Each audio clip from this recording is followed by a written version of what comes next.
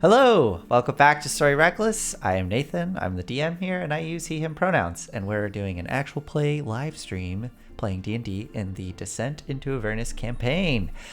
And players, if you don't mind. My name's Claire. My pronouns are they, them, and I am playing Kadam, half-elf grave cleric, confused about things. My name is Olive. I use she and they pronouns, and tonight I will be playing Calliope, Air Genasi Artificer, and no longer an old lady in this weird dreamscape sort of situation. Her childhood dreams have manifested, and now she's some kind of like weird leather pterodactyl. I love it.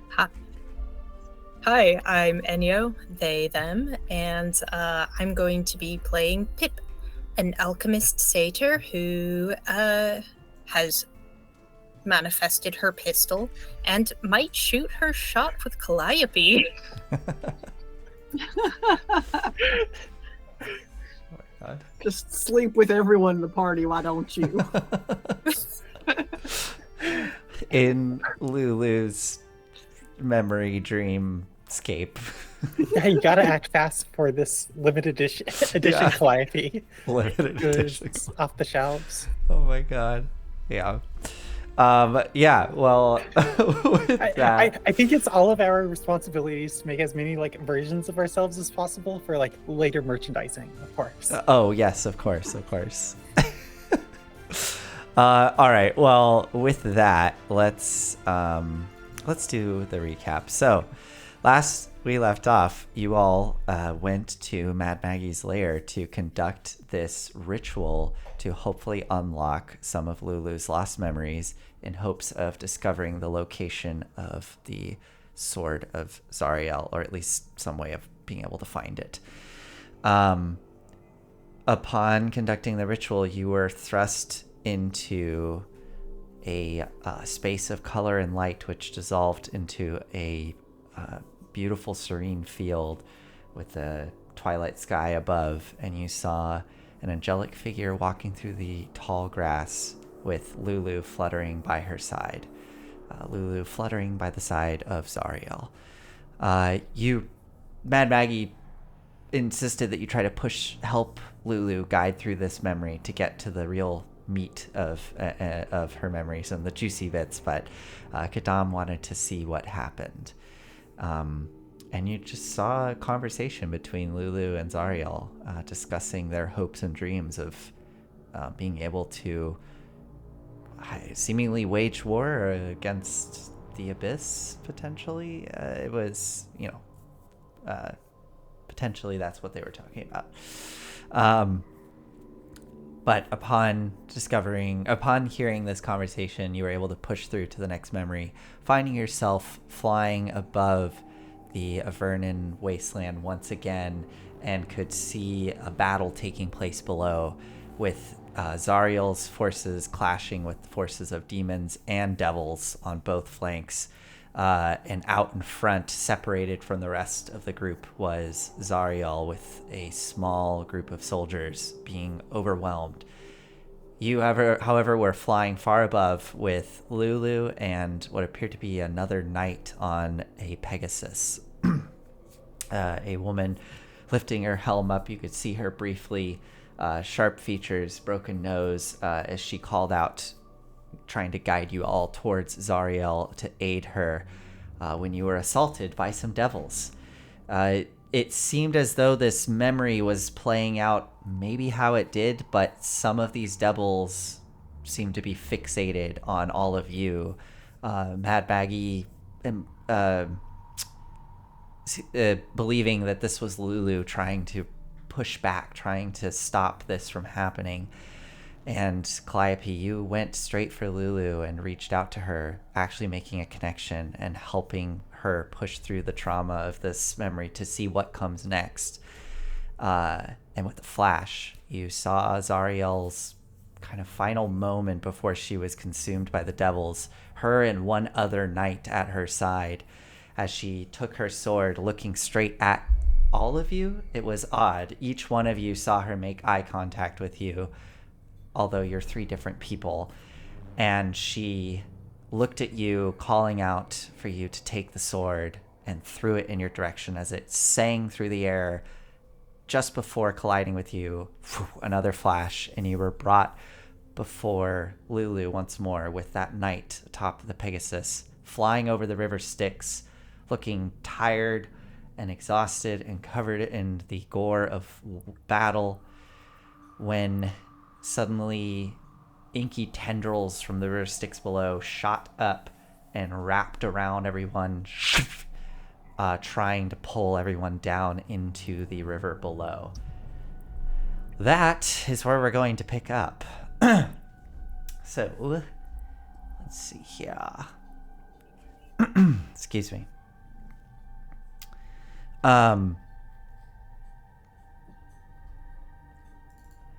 As this happens, these inky tendrils shoot up and wrap around you all. You're feeling this pressure push in on you.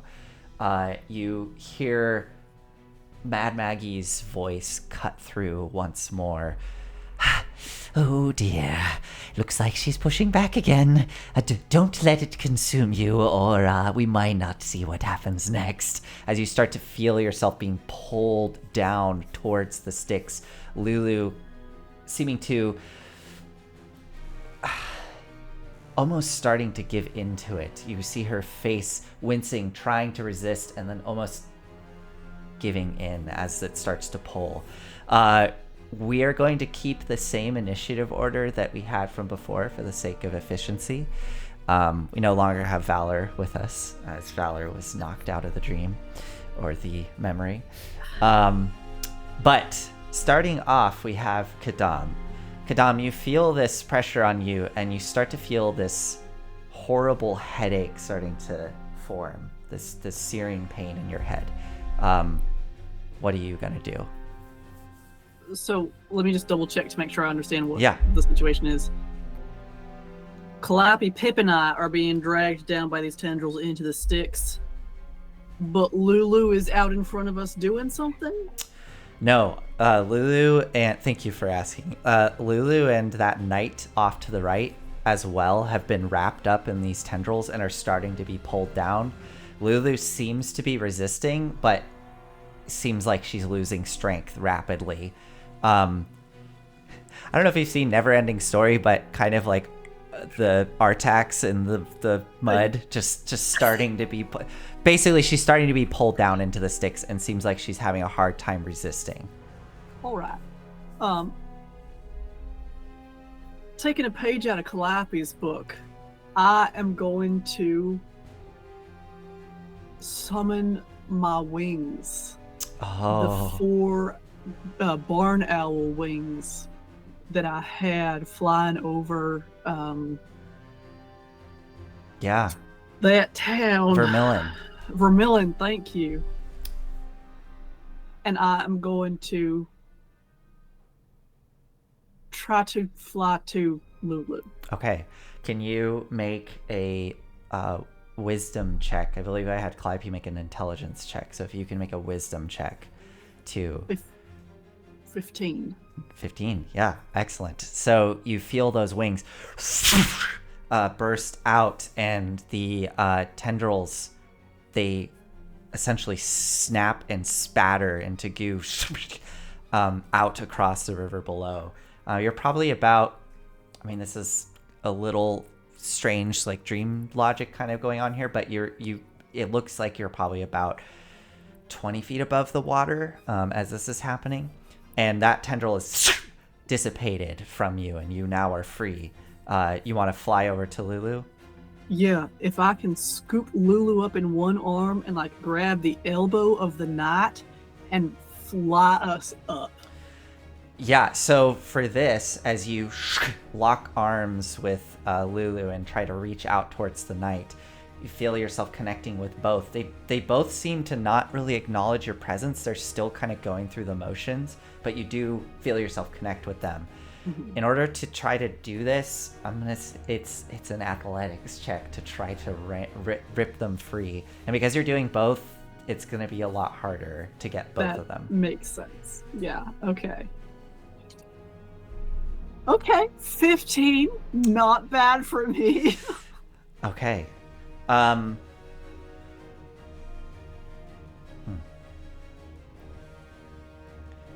going to give you a choice here.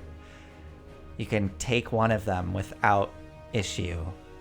If you want to try to take both, there's potential for you. I think what will happen if you want to take both, you'll have to make a save, and if you fail that save, you're going to take 2 points of exhaustion as you feel the weight of everything coming down on you. Do you want to try to scoop both out of the sludge, or just one? Let's do both. Okay. Make a Constitution saving throw for me as you are pulling them up and out. 16. A 16. Okay. You manage to rip both of them free, but you feel the weight of that willpower of trying to wrench them free come down on top of you, and you take those 2 points of exhaustion as you and rip them free from the sludge. It scatters off of them. In that moment, Lulu looks up and actually acknowledges you in this moment. Kadam! We're here with you. And she looks around and realizes and sees the rest of the group starting to be pulled down. That, I would say, that was your turn. That was plenty. That's very fair. Calliope, what are you doing? You are starting to get pulled down into the muck. I think Calliope is probably just thinking of other things and like looking up. So this is just taking her by surprise. Mm-hmm. I want to say that she just like kind of flails and tries to pull herself free. Okay. Yeah. I would say that's all I got. Make an athletics check. I get -2 to these. That's a 10. You sink down 10 more feet, and you start to feel that headache building in your head. Yeah. And you hear Mad Maggie's voice come through. Oh, well, as long as one of you makes it. All right. Unfortunately, that is your turn, Clyde, because you are restrained by these tendrils. Unless you have any bonus actions you could do. You don't have Big Dummy with you, but if you have any I don't have Big Dummy with me. I don't have Little Dummy with me. I didn't roll well. I'm not gonna fight this. Great. What the dice just said there. Pip, you're up.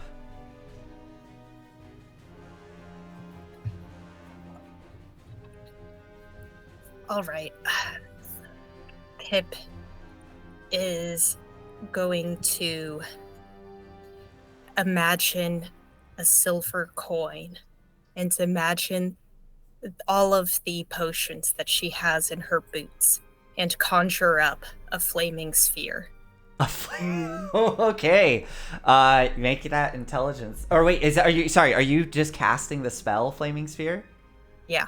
Okay, you can still cast your spell. So as you imagine that, you imagine, she throws a silver coin. Yeah. And it sort of just hovers. Cool. And pours a mixture of various potions onto it, and it creates this big flaming sphere. Okay, and Flaming Sphere, I believe the thing needs to make like a dex save and then it takes damage. Yes. I think. Okay, yeah, so I think, this tendril, it's seeming to try to pull away from the heat of the fire and trying to just continue to pull you down into the muck. But I'll make a dex save for it. It's just going to be a straight roll here. Oh my god, I rolled a natural 20. So I guess go ahead and roll half damage. Roll the damage and it'll take half of that damage. Yes, that is 2d6. Oh, cool. That's 5 damage. Oh, so 2 damage. Okay. You do see the tendril seems to react to that and pull away and hiss with steam, but you are pulled down 10 feet, just like Calliope, as you're starting to get pulled towards the river. Okay, I guess as a bonus action, I'm going to move it 10 feet and ram it into it again. Okay, excellent. I guess it makes another dex save. Is that how this spell works? Yes. Okay. So that is a 4. That is definitely a failure. Go ahead and roll the damage. Yay. Come on, give me more damage. 8. Oh, okay. 8. Nice. Okay. You see it is much of the liquid and inky goo burns away, reducing the tendril down to kind of a narrow rope that's just wrapped around your ankles, holding you in place. And it does seem like it's on the brink of losing its form. Okay, is that it for you, Pip? Yeah, can I just say that it's... I imagine that Pip and Calliope aren't too far apart. Yeah, definitely. And this sphere is kind of in between. Oh, sure. Can it hit multiple objects if it's... No.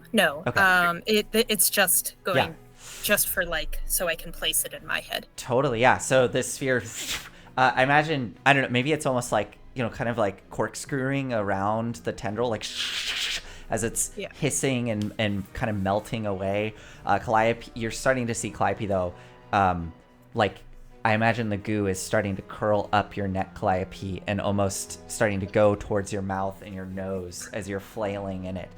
Kadam, you are up. Let them go, Lulu. Oh. Let them go. Okay. I'll try. Kadam, make a persuasion roll.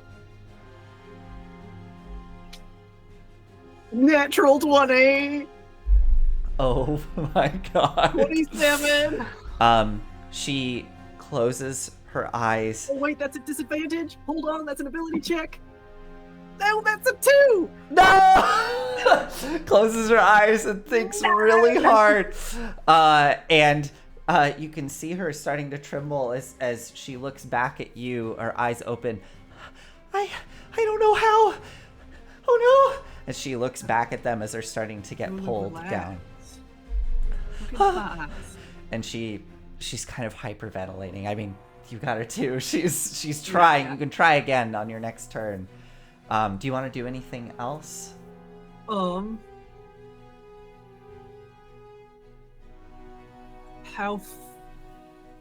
am I 30 feet from Pip and Calliope? Let's call it like 15. So yeah, about 15 feet away. Oh well, right. They've been dragged down. Yeah, 30 feet.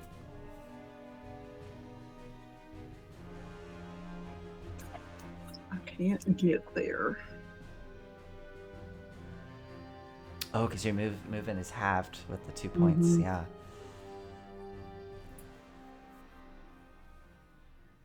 How does the exhaustion, do you think, cause Kidam to fail this? Do you have the perfect words, but they just get caught in your throat, or what? Mm. What does 2 points of exhaustion look like for Kidam? Yeah. I think I've never had 2 points of exhaustion. I don't think Claire as a player has ever had 2 points of exhaustion. Yeah. I think the only reason this hasn't been present the whole time is because Kidam has been holding back and just kind of letting things happen. Mm. And now that they're trying to influence what's going on in this dream space, they don't really have much left right now. Yesterday was a lot.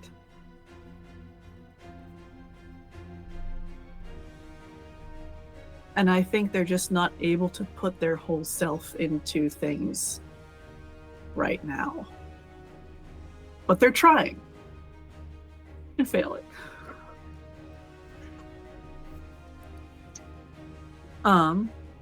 Lulu, or sorry, go ahead.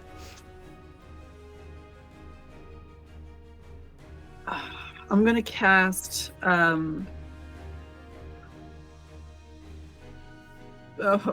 it's not Word of Radiance. It's Guiding Bolt. I'm going to cast Guiding Bolt Okay, at the tendrils. go for it. Which one are you targeting? That's a great question. I think I'm going to do... Go for the damaged one.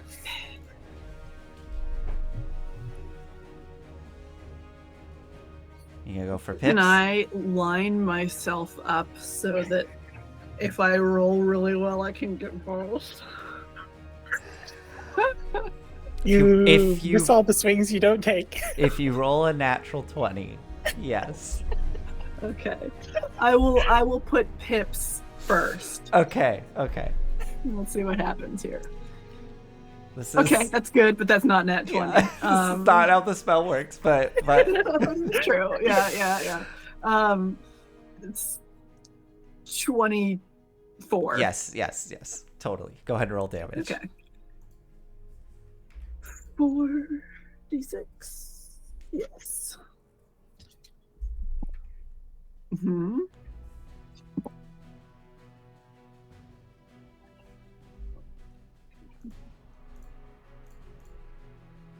$13 radiant damage. Oh yeah, that ball of light, which essentially just emanates from your form, turning into the radiant guiding bolt, slams into the base of the tendril and just evaporates in a flash of light, and you are suddenly free, Pip, as the tendril evaporates away. All right, is that it for you, Kadam? Okay, taking us to Calliope. Calliope, that goo is indeed starting to spill into your mouth. You're starting to feel it go up into your nose. Even though you're this form of light being, like, you can still get those sensations as it starts to consume you. Was I able to notice, did the radiant damage seem to do more damage to... Not necessarily. Yeah. Okay, that was the other idea where I could try to like blast it out. But I think Calliope's gonna do what she does in these situations and just pull the eject lever. Okay. What I'm gonna do is I'm gonna cast enlarge reduce. Okay. To like kind of get bigger, and like what that is, it's like there's an old James Bond film where they're like rolling down like the side of like a hill or something, and like they pull like a lever, and then like they just become like this big like air cushion thing. I think she's gonna pull the cord or whatever to like make her like the wings and stuff that she's manifested just like poof out and like do that as kind of like a life raft. Cool. And also try to just like launch her without all of like the wings and stuff, just like into the air, just like pinwheeling. Okay. So, yeah. So enlarge reduce gives me advantage on perfect daily dues, and I'm probably gonna pop a flash of genius. Got it. On this. Go ahead then. Make a advantage athletics check to try to break free. You could do acrobatics, but I don't. I'll do acrobatics. Yeah, sure. Does that, like this is like a flipping through the. Yeah. Does enlarge give you advantage on acrobatics or just athletics? I think just athletics. Okay. Yeah. So then, you can do the advantage with athletics or just. I'll take the advantage. Cool. Let's see that roll. So this is going to be 2d20 minus 2. Okay. Then I'll see if I flash a genius it. Ooh. Flash a genius ain't going to save me. Okay. Calliope, you get pulled down 10 more feet and start to feel the river starting to consume you. And you start to feel that headache overwhelm your senses, and you are going to take 14 points of psychic damage as you start to feel this consume you. I think like it's like a popcorn kernel that like goes out, but then like I don't know, it's just like wet, and it's like it's like a oil slicked like a pelican or something. Yeah, it pops like, out. What I was hoping to be like elastic and like spring me, just kind of like wetly like.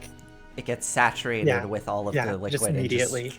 And you start. And now I'm like, it's like landing with a parachute in like the water or something. Oh god. And I'm like kind of tangled up in that as well. Oh man. It's not a good scene. No, it's not. As you're starting to see Calliope disappear beneath the surface, Pip, you are up. All right. This isn't good. Calliope, don't drink the water. The water is... You'll end up in a bar fight. It's bad. Actually, it worked out pretty well for me, but... okay. I think... I've had this dream before. I've had this dream. Oh, As well as she manages to get out before like hitting the surface. I think too that your older form of you, your older voice is coming through, not the young version of Calliope. Yeah. All right, Pip, what do you want to do? You have been freed. As a bonus action, I'm going to move this sphere. How far is Calliope now? 20 feet? 30 feet? Let's see. You 10 feet. We'll call it 15 feet away. Yeah. Okay. So I can move the sphere. And I guess have the river make a dex save. Yes, the tendril will make a dex save. Here we go. That's a 3. So go ahead and roll that damage. 8 again. 8 damage. Okay. The tendril that is currently enveloping Calliope once again starts to evaporate away and starts to reveal the glowing light form of Calliope's face and shoulder, kind of pulling that away from her, and it's looking like it's starting to lose its grip. I'm gonna get you out of here, Calliope. Anything else for you, Pip? I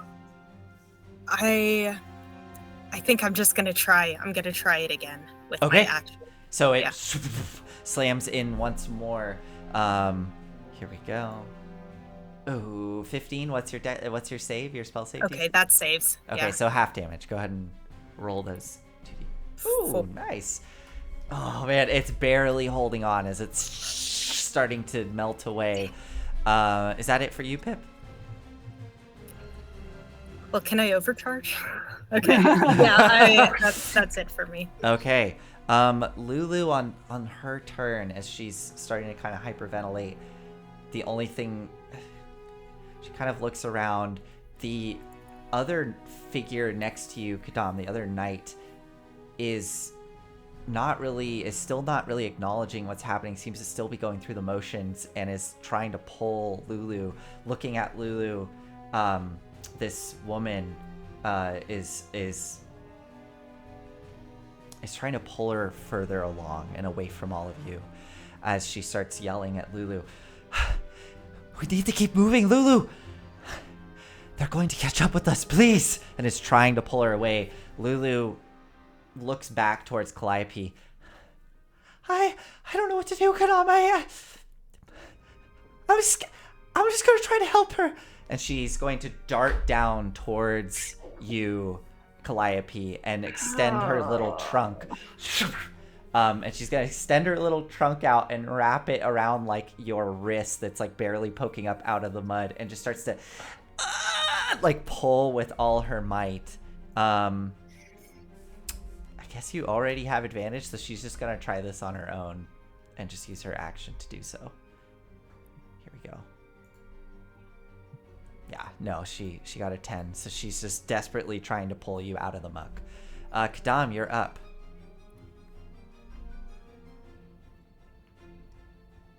Can I Flash of Genius Lulu's attempt? Yeah, I think so. Isn't the Flash of Genius, you can apply it to an ally? Yeah.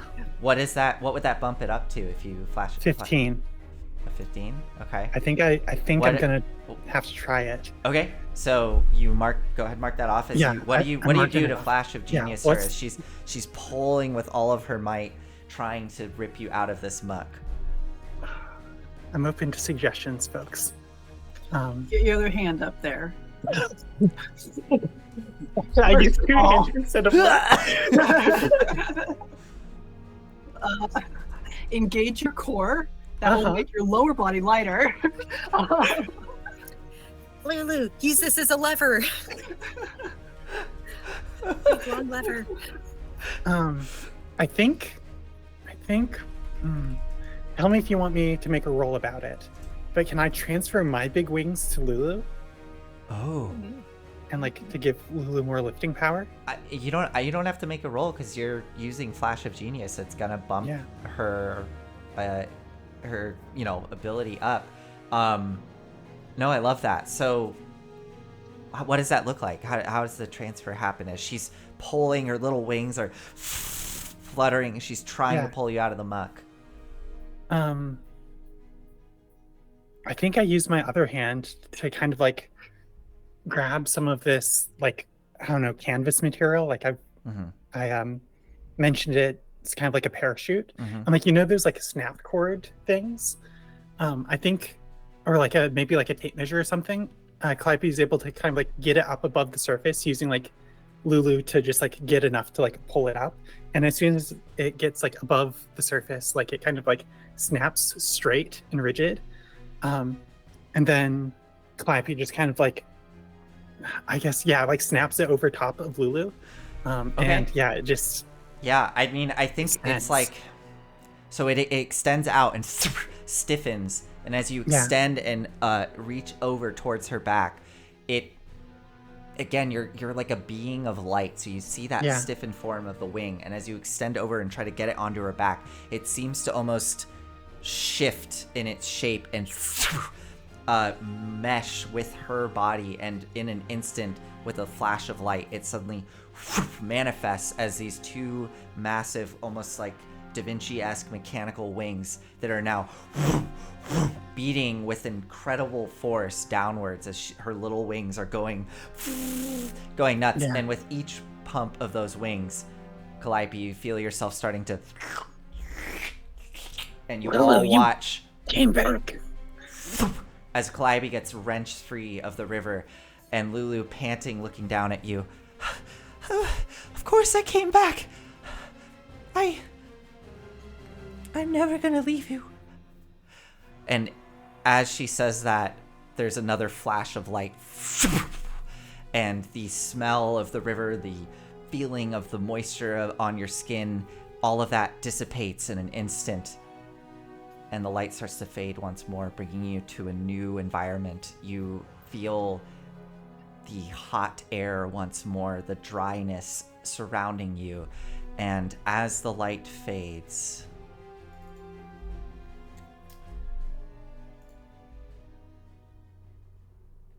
you once again see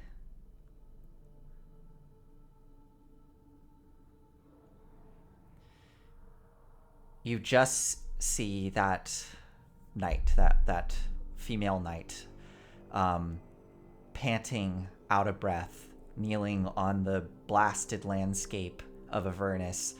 Her Pegasus has collapsed at her side, barely moving, and she is looking off into the far distance, panting heavily. She looks up and makes eye contact with all of you. I don't know what to do. They followed us here. And as your vision is kind of brought in the direction she was looking, you first hear it before you see it, this thunderous sound. And far off on the horizon, you see some loping, massive creature, something the size of a hill, bounding across the landscape. With each leap, the ground shudders and shakes. As your vision looks back towards this woman, you can kind of hear Lulu's voice come through all of you. We have to try. I believe that we're going to keep this from them. I really believe that. Put the sword into the ground. as this woman takes a deep breath in, she grips the sword and slams it down into the ground. You hear and feel yourself kind of wrench upwards as a trumpet is let out, and the environment is suddenly consumed in a bright rainbow as that woman lets out a scream. And as you are blasted upwards, completely disoriented in this moment, and your vision starts to come to, you see flashes of what look to be alabaster domes and archways and walls just erupting out of the Avernus landscape, enveloping that woman and hiding her within this structure. And as you go tumbling upwards into the air, you regain vision for but a moment to see this massive demon loping across the landscape, colliding with the walls of this alabaster palace, as the landscape itself seems to bubble and churn and erupt into what looks to be almost a mass of flesh and rot and blood as it consumes and envelops the entire structure, the demon along with it. This entire space taking up what looks to be something the size of High Hall, a huge structure that has just appeared and is now being consumed by the Avernus landscape. All of this in this disorienting, kind of spinning, rainbow-like vision. It eventually fades, and you feel yourself thud with a heavy hit onto hard ground. You're lost in darkness for who knows how long, periodically hearing the sound of a heartbeat.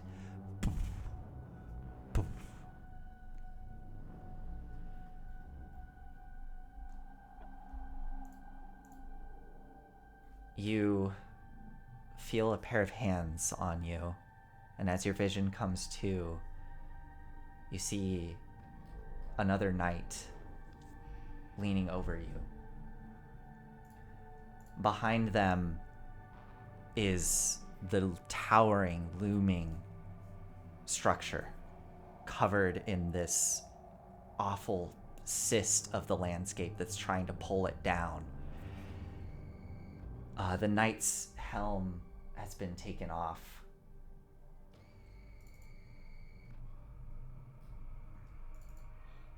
Give me a moment here.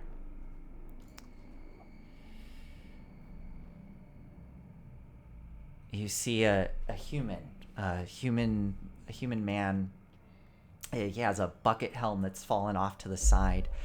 His face is round, kind features, soft. He's got a well-trimmed goatee, and he's lifting his hands off of you, a bit of golden light slowly subsiding within as you feel yourself coming to consciousness. This man's looking down at you with sadness and fear in his eyes. Lulu, where is Yale? Lulu, where is she? And you feel your gaze look towards the massive cyst coming out of the landscape. Before you feel yourself being able to respond, another figure appears. Another knight on horseback lands next to you with a thud. And leaping off, you see a knight in plate armor as well. They all seem to have the same kind of markings, the same, I guess it would be a tabard, the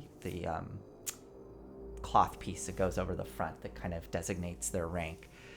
And as this knight leaps down, opening their helm, you can see blonde hair kind of cascading down off of an individual with very pale skin, long flowing blonde hair. They look to maybe be elven or half elven. As they look down at this figure there, they shout out, "Olanthius, they're almost here! We need to escape! We need to retreat! All is lost!" And that same figure looks back to them, looking off in the distance from where this figure came from. "No. If we do not stand and fight, all will be lost. All of this will be for nothing." And you watch as he stands up, taking his sword out, in that moment, you feel another thunderous slam as the vision turns to look, and you see what looks to be a huge pit fiend that has just landed before all of you.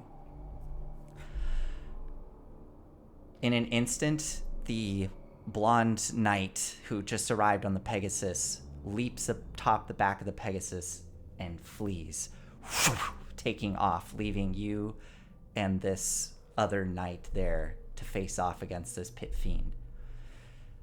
There is a overwhelming surge of fear that gushes through all of you, and then determination as you feel yourself surge forward with a shout at this massive pit fiend that's just landed there. And as if swatting a fly away, a massive hand just sending you into bright white hot pain. As that clears, you quickly see that this pit fiend has overwhelmed the other knight that was with you. The knight is already being held by the neck by this pit fiend, slowly crushing their windpipe. Pit fiend has a grin as they look up at the cyst, smiling. The pit fiend looks in your direction as the knight, gasping for air, lets out a final word. Run! And the fist clenches tight as you feel yourself, in a panic, start to retreat from this scene. And then all slowly goes to that rainbow white color. And you start to feel the hard floor of Mad Maggie's lair under you as the vision fades. As the vision completely fades and you see yourself sitting here in the ritual circle. In the center, you can see Lulu, eyes still closed, curled up, whimpering slightly. And you do, in fact, see that the goggles are starting to fill with tears. I'll lurch towards her, Okay. brush off whatever it is she's wearing, and just hold her. As you rip the goggles off, you can see some of the tears are starting to siphon down those pipes, but a majority of it just spills out onto the floor. Just as Mad Maggie is letting out a long, contented sigh as she sits back on a cushion under her. She looks down at the goggles that they spill onto the floor. Pity. Lulu still has her eyes closed as you're clutching her, just kind of trembling in your arms.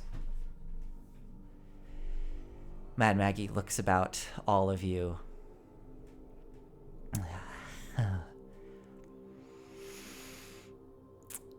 Well, thank you for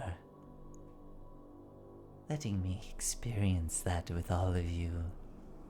And when Lulu comes to, I'll have to thank her personally. I hope that was enlightening. How's Valor? Is Valor here? How's she doing? Is she alive? Is she conscious?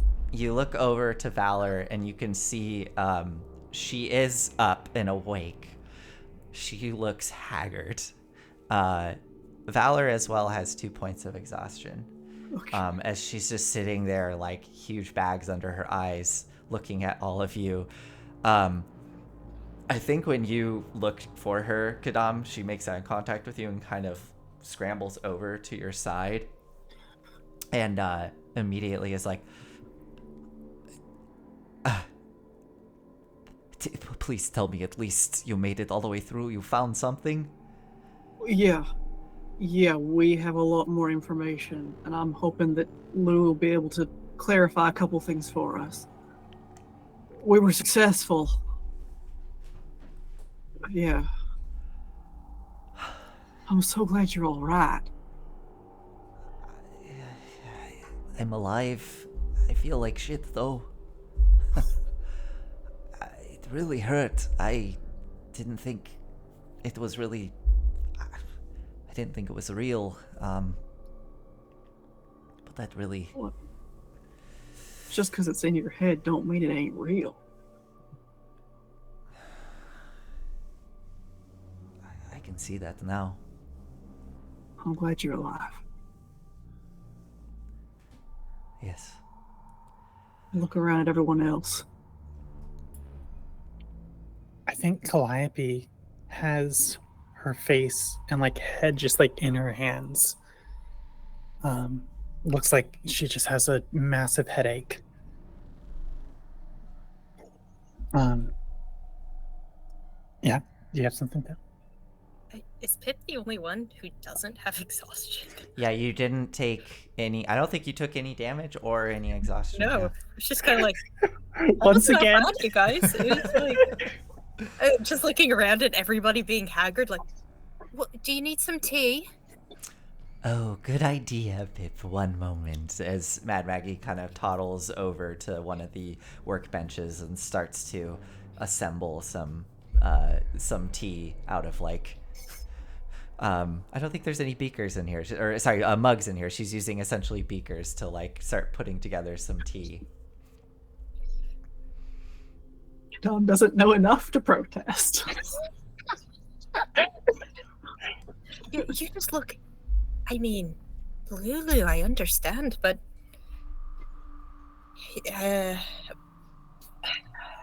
we got what we needed, and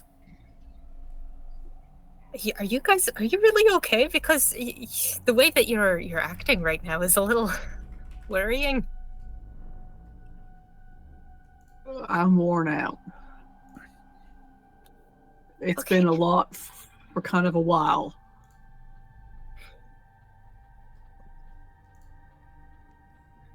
All right. Calliope looks up, and she looks afraid. And she says, I woke up and I didn't remember who I was or who any of you were for a moment there. It feels spotty. Even now? It's coming back, but yeah. Still cradling Lulu like a cat. I'm gonna like knee walk my way over to Calliope and just take you on my other arm. Calliope, as you like make contact, you notice that she's like her whole body is just like slightly shaking, I think. She just like leans on you. Is pressure good? Yeah. Squeeze. Why don't you all take some of these? And Mad Maggie comes over and starts passing out these beakers filled with the warm, brothy tea that she served you before, passing them out. And as she, whether you take it or not, if you don't, she just sets it on the ground next to you. And as she finishes passing out these beakers, she goes over and goes over to that contraption that was connected to Lulu, and you see her taking one of the vials that has a little bit of the tears still in it and kind of eyes it, takes a little cork and pops it, seals it shut, and shakes it and puts it into one of her pouches, and then looks back to all of you. Well, would you like to talk about what we all experienced together? I have some ideas.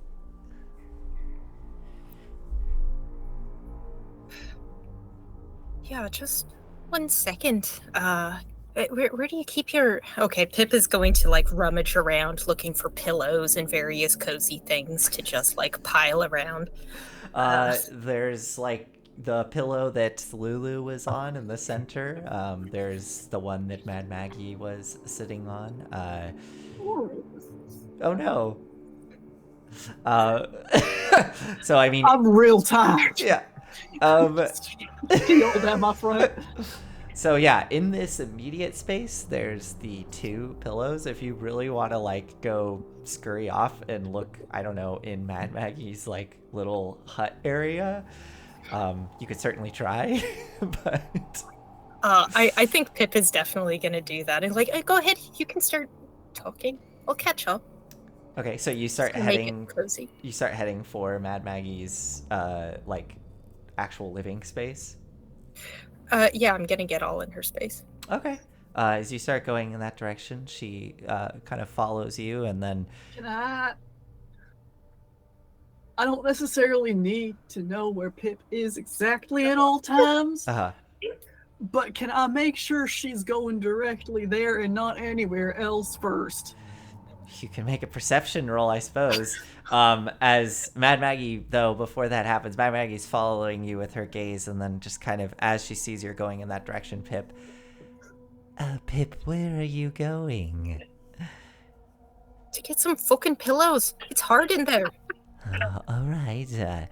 Well, I don't really want you poking around in my stuff unattended. Mickey, would you please help Pip find some pillows? As the flesh golem gives a nod and lumbers over to your side, Pip, to follow you down into her home. All right, Mix. I bet you know where all the good pillows are. As Mickey goes lumbering down with you. I guess as Pip is doing that, what are the 2 of you doing?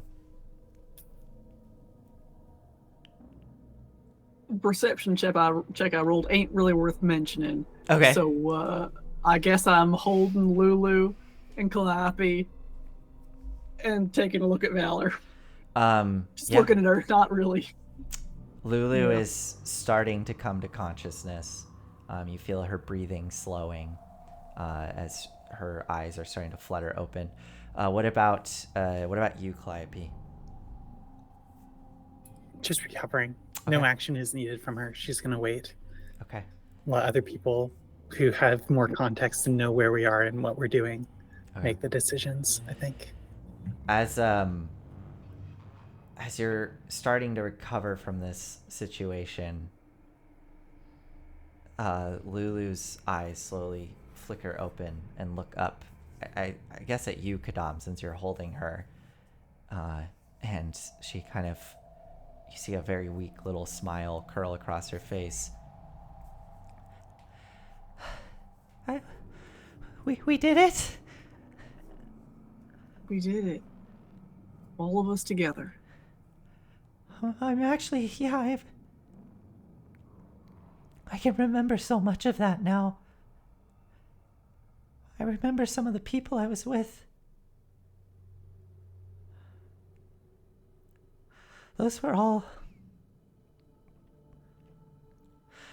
people that we first met here. Well, not here. Back on the material plane. Zariel and I, we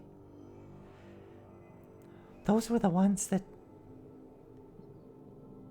helped us form all of that, to try to go and strive for what we were going for, and they were her closest generals. The first Hell Riders.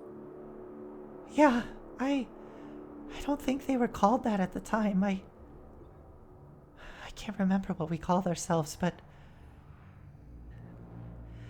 I think that term Hell Rider came afterwards. It was after, from what I understand, after the events of what we just saw, that they got their name, the Hell Riders. All right.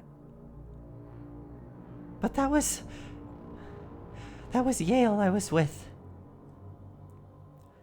She was the one I was with when we hid the sword. And then that was Olanthius and Yonder, who showed up at the end there. Yonder was the one who fled. Yeah. I think he was the one that was giving the call for retreat. Just before we went down to Zariel's aid.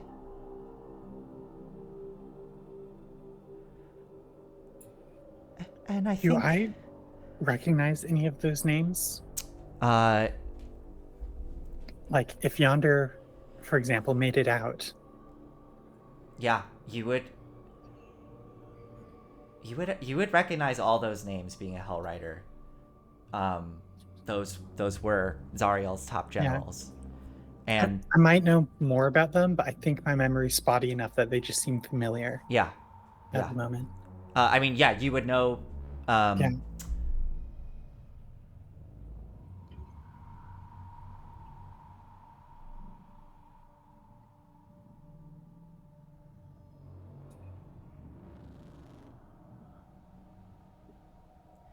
you would know that Zariel had 4 generals. None of them made it back except for Yonder. Yonder was the only one that made it back. And most of the history that you know of comes from firsthand accounts from Yonder. Is Yonder still alive? It's entirely possible. Oh, he's elf-ish. If he's an elf. Yonder, so from the history you know, Yonder did disappear at some point in history. I don't have like the exact timing off the top of my head, but Yonder was, present throughout El Terrell for a period and then disappeared. Anything more than that, I would say make a history check and see if you can remember any like other kind of details about who this person was. I would like to make it, but I would like to make it at disadvantage. Yeah. Having just been plunged into Go the for it. fake river Styx. Love it, yeah.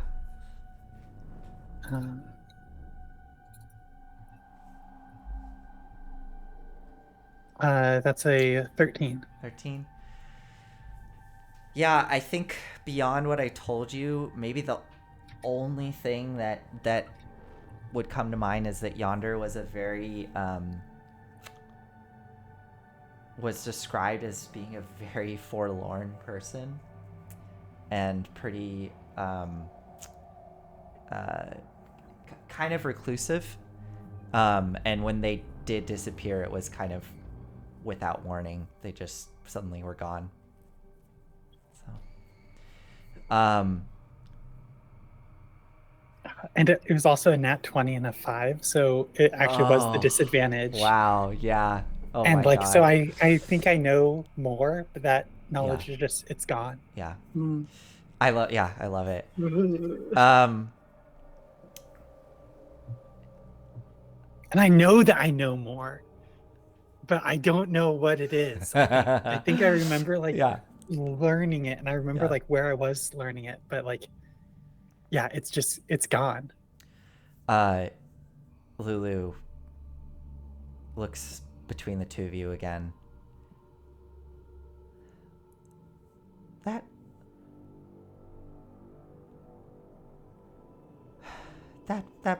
night that was fighting at Zariel's side before we left. That was Haruman.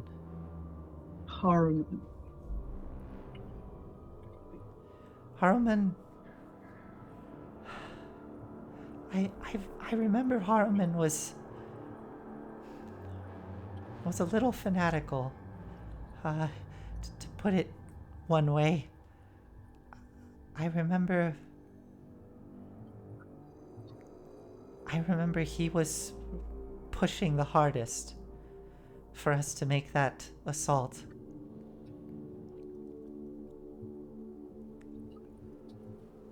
I can't remember much more, though. Mad Maggie... Actually, before that, as Mad Maggie kind of looks to you all as you're having this conversation, she's settled back down and is just kind of smiling, watching you all as she's drinking her tea. I want to know, Pip, what are you doing anything besides grabbing pillows as Mickey's just lumbering there beside you and keeping a close eye on you as you go into the kind of back living space where Mad Maggie is pushing past that curtain into her kind of almost cave-like den. The walls are definitely carved, but it is all the natural rock that's been shaped. And there is a bed with some pillows and such. It's all, a bit macabre, but it's all there. Well, yeah, Pip is definitely grabbing pillows, but is also sort of looking around to, is it clear where the apparatus that Lulu was attached to, where the Hollyphant tears are being siphoned off to? Well, they were going into the little Right into the vials, and vials? then she Okay. basically like popped the tube off and then corked it and put and she only got one, and she Yeah, corked it okay. and put it into her satchel. Yeah, Pip is just kind of snooping, but not actually touching anything. I think she actually knows better than to do that. Okay, you can make a perception roll if you want. Yeah.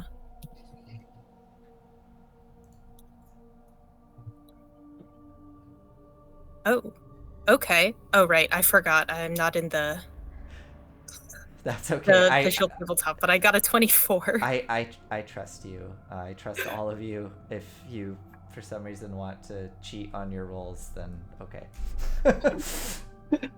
Yeah, I rolled a 19. Amazing. Okay. Give me a sec here.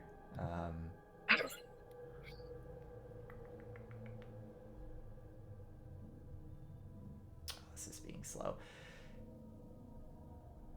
Okay, so first off, the pillows. I'd say there's like two kind of pillow things. They look to be like organs of some kind that have been somehow preserved so they're still soft and tender, and are filled with some kind of almost liquid as you're pushing on them. They're like mini water beds. So yeah, there's like two pillows that are like that if you want to grab those. Absolutely. And then I want to find this thing here really quick as you look around the space. Go ahead and, if you don't mind, roll a d10 for me. Yep, I can do that in which dice? A 9.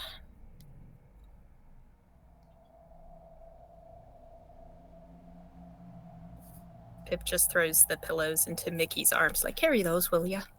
You can see as you throw them over, you can see that on the there's like a little bedside table next to this bed, which does appear to be made out of like taxidermied limbs that are all kind of stitched and woven together to like form the bed and then the bedside table.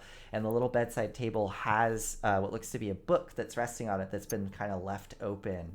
And with a 19, you notice that it has the tiniest of fonts. Like it at first you think it's almost just like a pattern, not actual writing. But with a 19, you are able to just barely make out that there are words inscribed on this book. And it's not like a tiny book. It's like a big tome, but it has just compact filled with text that's absolutely tiny on each page. Can I make out what any of the words are? Does it look like it's her diary or a grimoire? I would say you'd have to get closer and you have to make an investigation check, which Mickey is standing there as you throw the pillows, and Mickey's like holding these pillows in his arms and is just kind of staring at you, waiting. He just kind of jerks his head like. I mean, you can do. Yeah, just 1 second. Just 1 second. So what, are you just gonna lean over and just actually like get down and look at the book? Yeah, hell yeah. Okay. You lean down and get down there and start looking at the book, and you just hear behind you Mickey just going.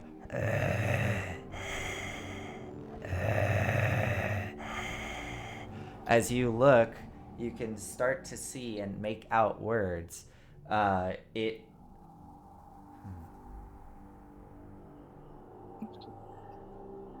What languages do you know? Not many. Damn it. Let's see what I know. Well, I know you Relevant? don't know Infernal. I- But this is actually something I wanted to talk that I meant to actually wanted to talk with you all about. There's that language thing that Claire has brought up before, which I think would be really cool to use in our game. I think we've talked about how Pip has this like very like rudimentary understanding of Infernal. Yeah, Duolingo Infernal. Yeah, I'm gonna say like you would have essentially a 10% if we use those rules. So you can roll a D100, and if you get a 10% or lower, you might be able to start to decipher what some of this says. That's so funny. Okay. Ah! Yeah. Wow. Yeah, RKF2, that's not a good sound. Okay. Come on, D100. Oh, okay. 6, 7. So yeah, you are unable to make out what it says, but it's clearly like just chock full of text, all written in Infernal. I see the word the. And yeah, Mickey's just standing there, breathing, waiting, but doesn't seem to mind you looking at the book. Okay, whatever. Let's just bring pillows back. I don't care what it says anyway.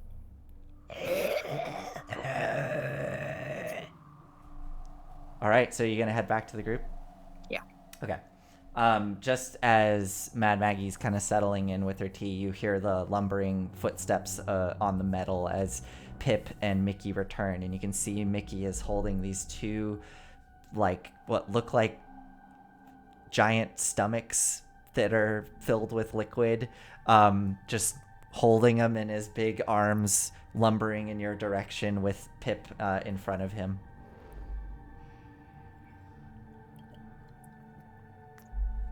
Just gonna lay them out. I'm gonna decline if one is offered me. You decline. Valor takes a look at one and then just kind of shrugs and pulls it over and kind of gets settled in on it and kind of goes, that's actually quite nice. All right, so you are all here in one space. Mad Maggie looking you all over. Well, I believe I remember those figures from some of my stories of Zariel. Olanthius, yonder, Harriman. Yes. Oh, yonder, the one who made it out alive, was able to tell the story of Zariel. Lovely. But I do find it quite fascinating that individual at the end there showed up. Tell me, did any of you recognize who that was? The great big pit fiend that showed up there and ruined everything. Was that Belle Oh, or Gargal? oh well, the first one. That one, yes. What a Alright. good guess. Yes. Well, those are the two that I know. Yes, they're quite prominent here in the Hells, so it was a good guess. I don't remember who's Belle. He's like one of Zoriel's lieutenants, generals. Generals. He used to rule hell. Yes, it's quite a contentious point. He was once the ruler of this lair. Right. Yes. I wonder if he regrets doing that or not. Regrets what? Swatting away Zoriel's servants. Oh, you mean the swatting away Lulu there at the end? Lulu and Olanthus. Oh, maybe. Who knows? You could try to go and ask him, I suppose. But as I said before, you'll need to gain an audience with him. Yeah. Well, anyway. I do know a little more about some of these other figures if you would like to know. Nathan, real quick, do I have a sense as to whether or not I could contact any of these people with sending? Oh my god. I had that thought. I was like, Yonder's out there. Oh. Could I just hit up Yonder? You could try. We could see what happens. All right, we'll see what happens. Yeah, we'll see what happens. Okay. I'm calling. I don't know. Probably now all hell generals. The good old phone a friend, says no one's hero. Yes, yes. Have we tried sending Zariel yet? You haven't. No, I haven't seen her in her current form, but I could try.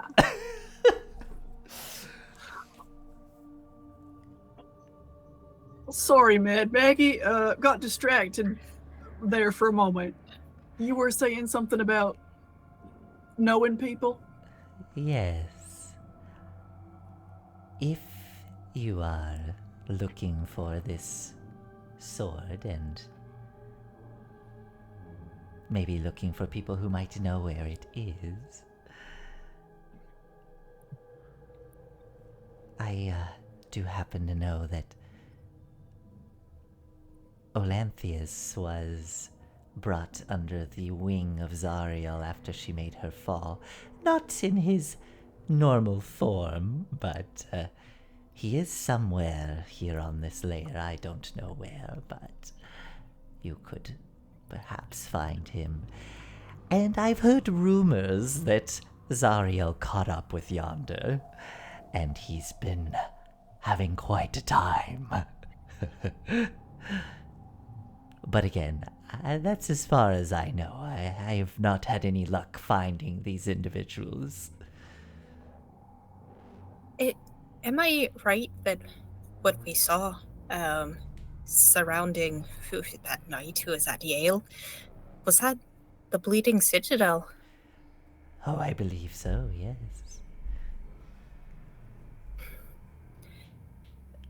Do you think maybe Olanthus is still looking for Yale?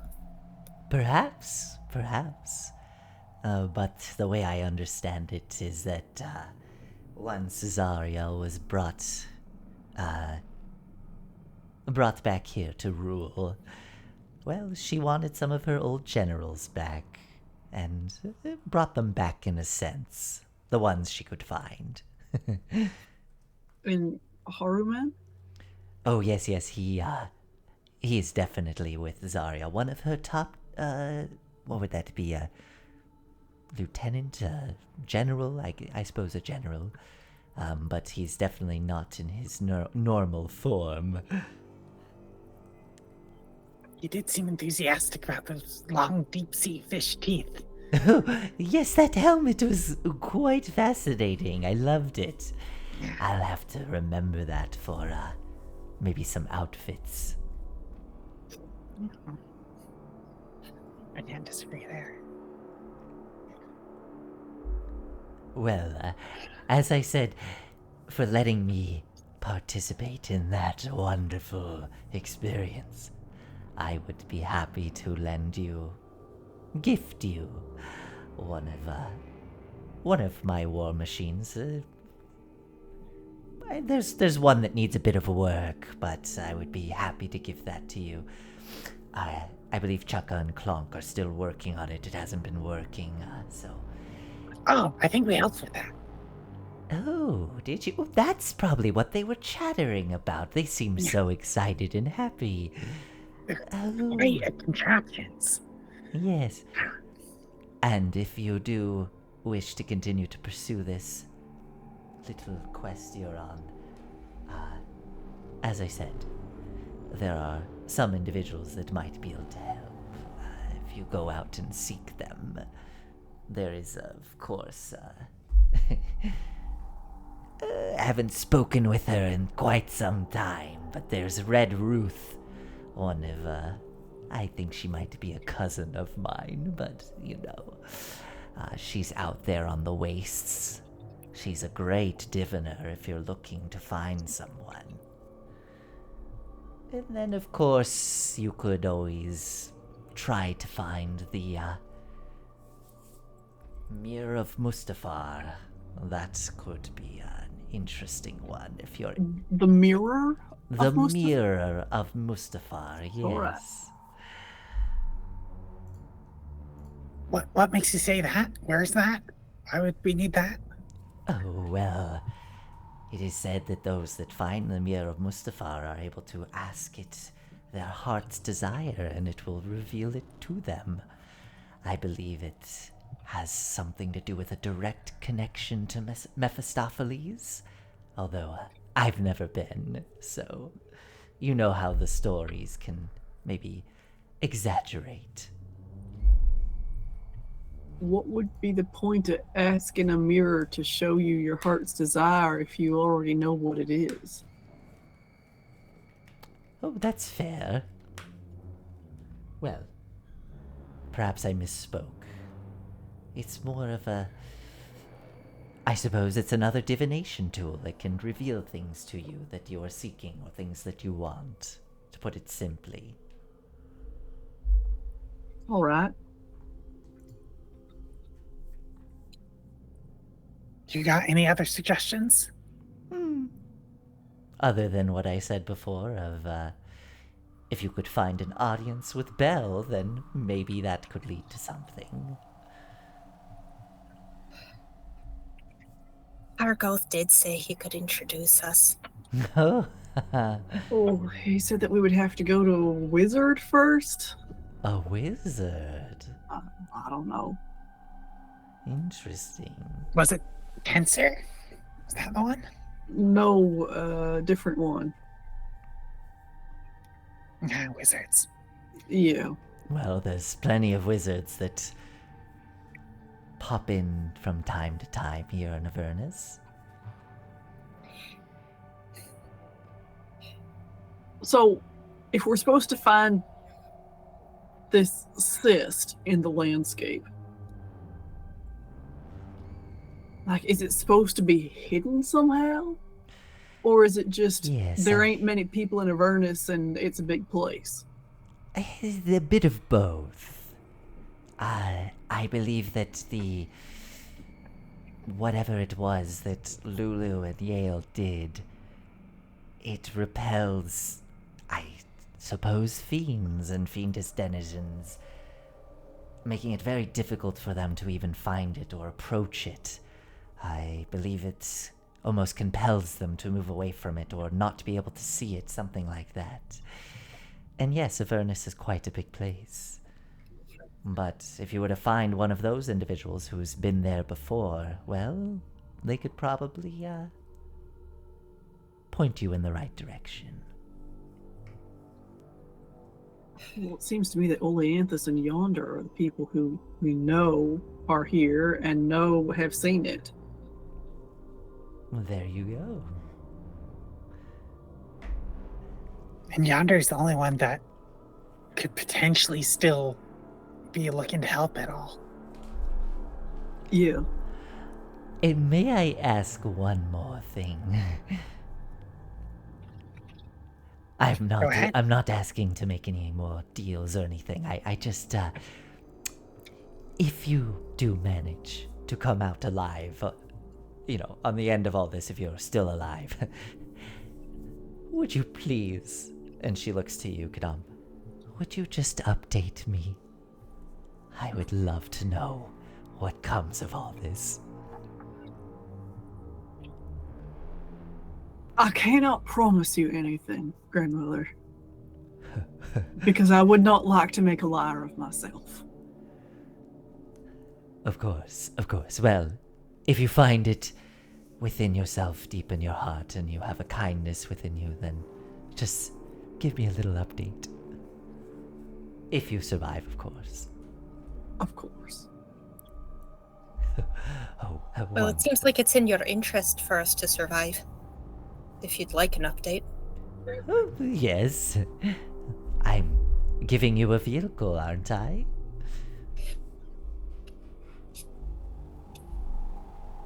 Oh, is it Calliope? Is it really cool? It's really cool.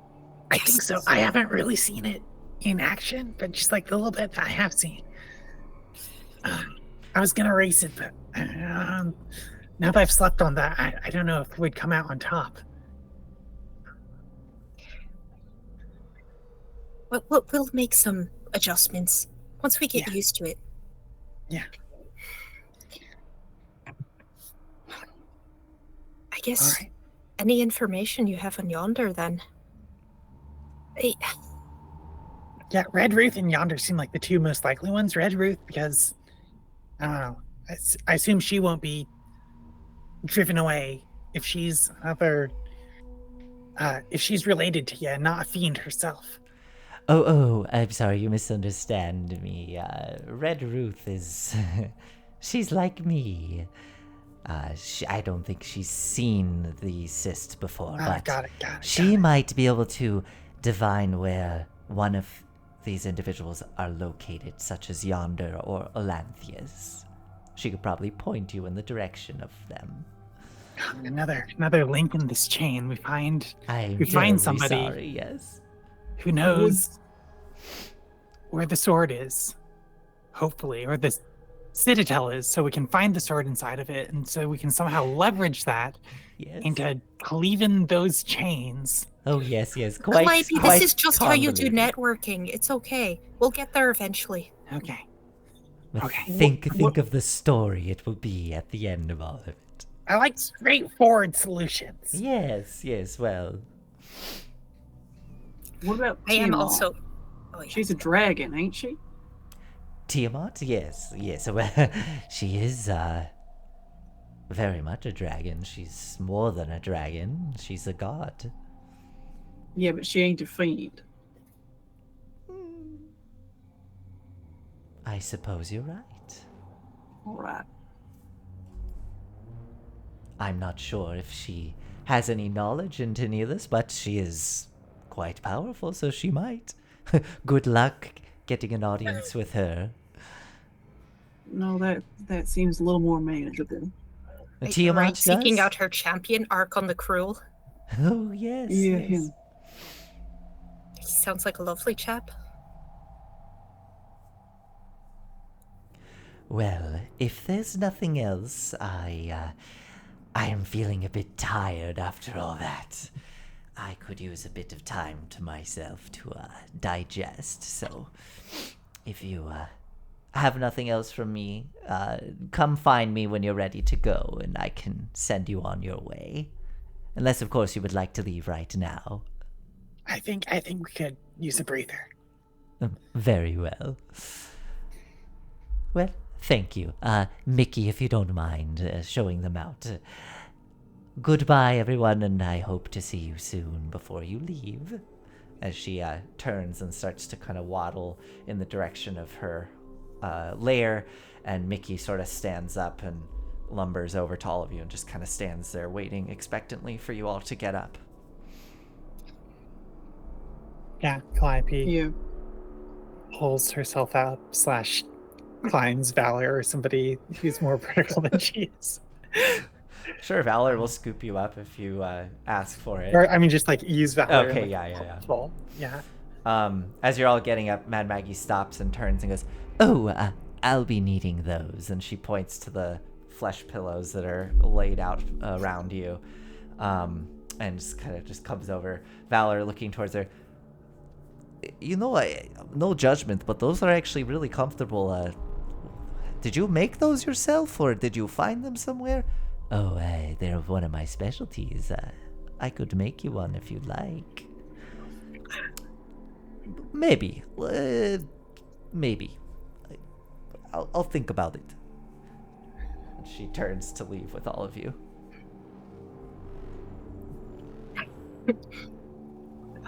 Pip tries to show Mickey like a secret handshake that's super simple. Just Okay. Make a. Oh my god. Yeah, sure. Make a performance check. all right. Ooh, that's a nat one. So it's still a 7. Oh no. What does a nat one look like for a failed secret handshake?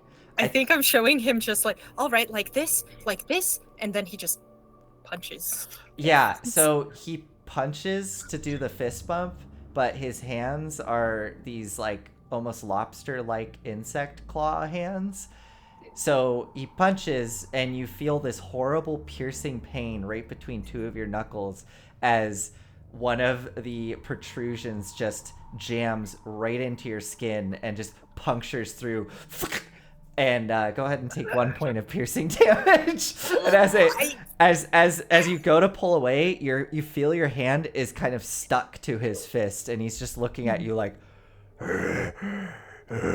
just waiting as you're trying to like, the pain building, and then it just kind of pops off, blood pouring down your hand, and Mickey just goes, and gives a big nod, and then extends a fist out to do it again. Missed. Too slow. Haha. That's okay, Mickey. See you later. And just waves as you like dart away with blood trickling down your hand. And Mickey just kind of waves to you as you all go down the stairs and off into Fort Knucklebone. Bye, Mickey. I don't know how I never get hurt except for when I'm trying to like do things with people. You keep trying to engage in physical activities with other people? It's the social interactions are the ones that you want to look out for. Like combat, that's a relief. Yeah, You seem know the real social good at rules. combat. Or you know the rules for combat. Social stuff's all higgledy-piggledy. You know, it's a small sacrifice to make. All right. I'm just gonna bandage up my hands. I'm just like, well, let's just take it easy for the rest of the day. Everyone looks pooped. As Yep. Lulu Do we kind wanna of flutters next to you, she looks you all over. Well, what are you all thinking of doing next? Honestly, I was thinking of trying to contact Yonder. Okay. Like, with one of your spells? Yeah. Yeah, if we could spring him, that'd be something. Or even if you could just tell us. It's not gonna be that simple, but we can try. Something tells It's me. worth a try. It's worth a spell slot. Sure. How long's that gonna take you think? Do you need us around for that? 6 seconds. It's very specific about time length. Right. I guess I'll just hang out then. Oh yeah, you all can be here.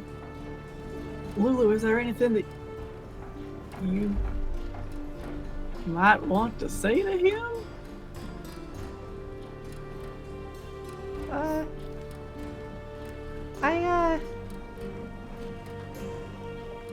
Sorry, I got distracted. My dog went running past, and I was like making sure that he was okay. Is there anything I want to say?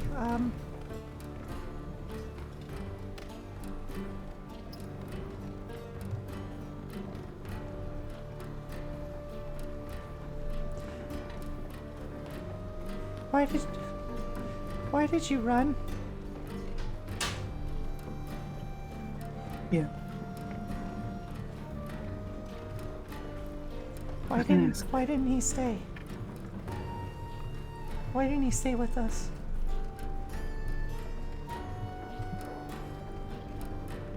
I can ask.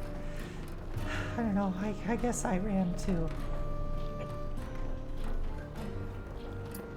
But yeah.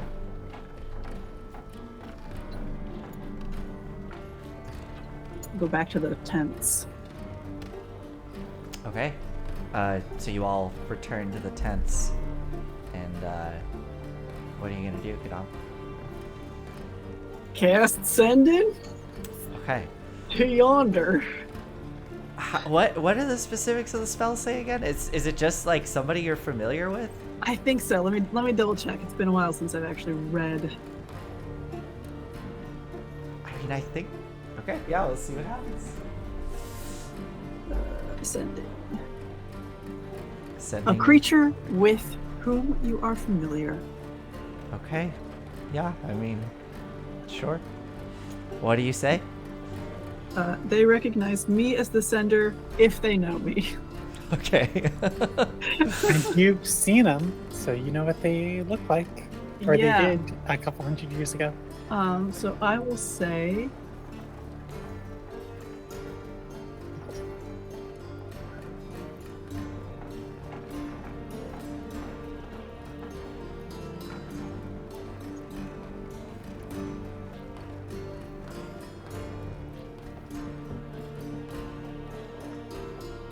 Hill Riders trying to save Elturel and find Zariel's sword.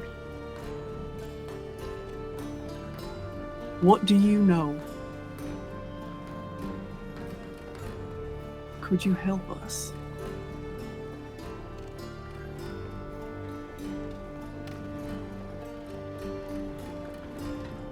Lulu's with us.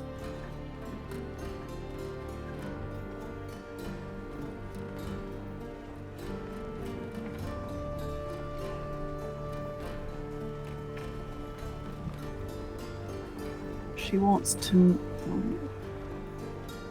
Why run? Sorry, she wants to. Why run?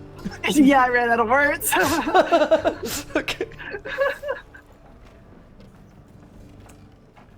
As the spell releases, you feel it connect. You don't have to roll percentile die. It seems to connect. Mm-hmm. And what comes through almost immediately is a scream of agony as you hear, "Please, make it stop. I'm so sorry. Please." And that goes on for 25 words before it ends.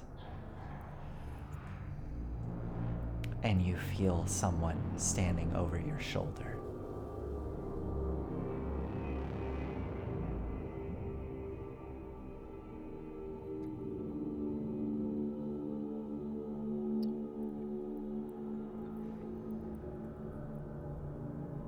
And I reach out mentally to that person.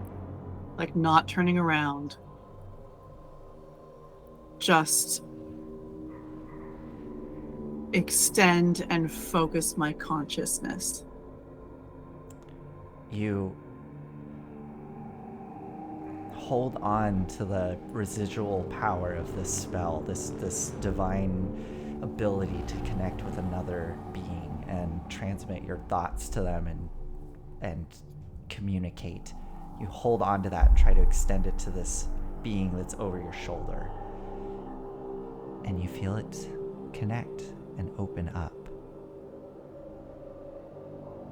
And you hear a voice come through. "Why are you reaching out to one of my generals? How interesting.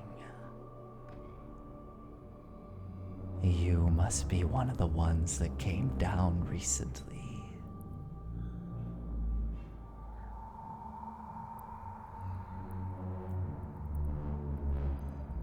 I've been hearing things about you and your companions.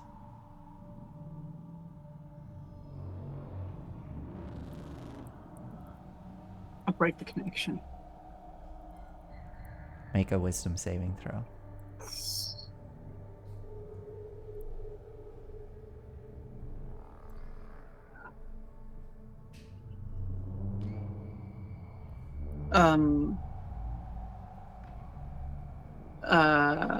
Panic. Math.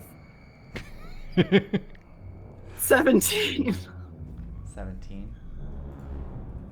I don't think that's enough. If it's actually her, I would sincerely doubt it. Yeah. I...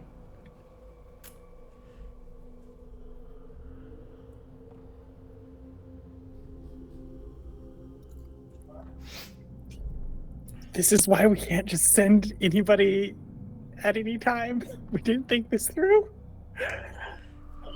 You try to break the connection, and it's like someone just grabs you by the throat and thrusts you to look directly at them.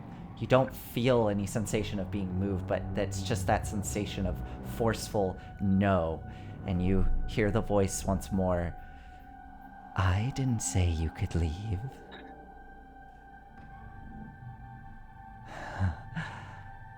I'll remember you. And you feel it break. And you suddenly realize you're once more in the tent. You hear the sounds of the Fort Knucklebone rushing in around you, and the fabric of the tent and the feeling of the fabric below you, and you're now present and grounded once more. I reach out to anyone. Yeah, your friends are there. Calliope just started settling out and looks to you surprised. It's like, well, what do you say?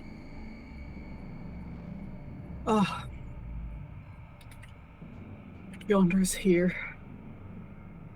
Actively being tortured right now.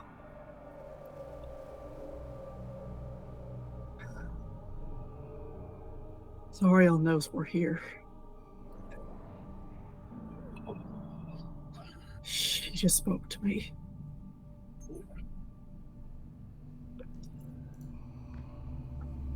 In a good way? Does she know? Does she know what we're doing? She said that she assumes we're from El Terrell, and that she's been hearing about us already. We did make a bit of a noise up in the city. If she's got any sort of eyes up there. Did kill one of her lieutenants, I guess.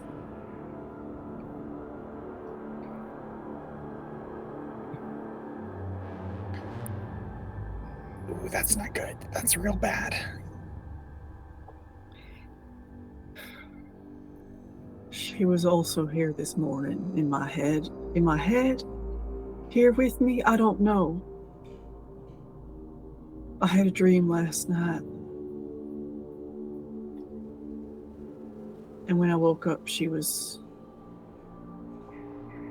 here. Same way. She didn't speak though. I didn't reach out this morning. I did just now. Did you see her or just hear her voice? It was like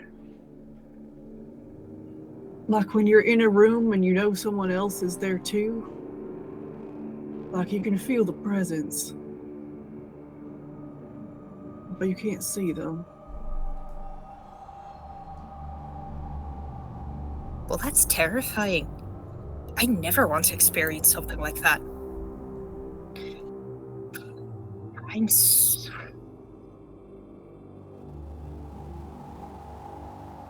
All right.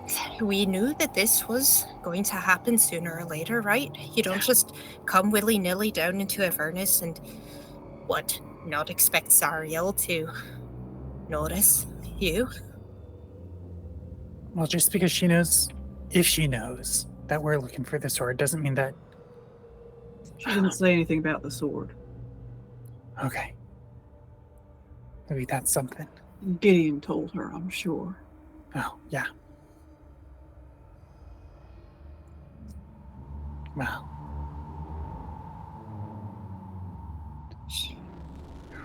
If you want it back? Sorry, what? Doesn't she want it back? Her sword. Yeah, someone mentioned that, right? I'm sure she'd love it. I mean, I guess we still gotta find it. You can't. No use worrying about stuff larger than us, outside of our control. Let's, I don't know, find Tiamat or Red Ruth or something. Or Calliope, yeah, all of this is outside of our control. except for the parts that aren't. Oh, We got this thread. We got a thread. We can do things. We helped the folks there already. We can help them more. yeah. Yeah, we can. You were y'all, I guess it was Pip, saying one thing at a time. I'm just gonna mirror that back to you real quick.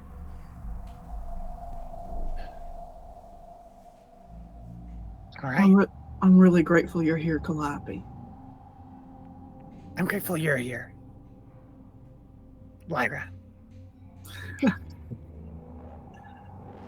That kind of fell away, didn't it? Yeah. And I think, unless Pip, you wanted to add something. I'm here too.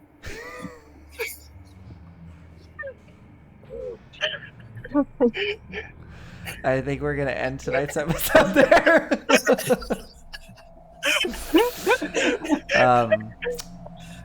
All right. As we come to a close here on that moment, I will send out another reminder that we're going to be off next week. We're going to take a break for the holiday. I hope everybody has a great holiday. Whether you celebrate or not, I hope you get some time to rest and relax. And we will see you all in 2 weeks in the new year. Yeah, happy winter solstice tomorrow. Ooh. Yeah. Oh, yeah, it is. Wait, that means that it's going to start, the days will start getting longer again. Yep. Yay. Thank goodness. Yeah. All right. Well, thank you, everybody. We will see you in 2 weeks and see what happens next. Bye. Good Farewell. night.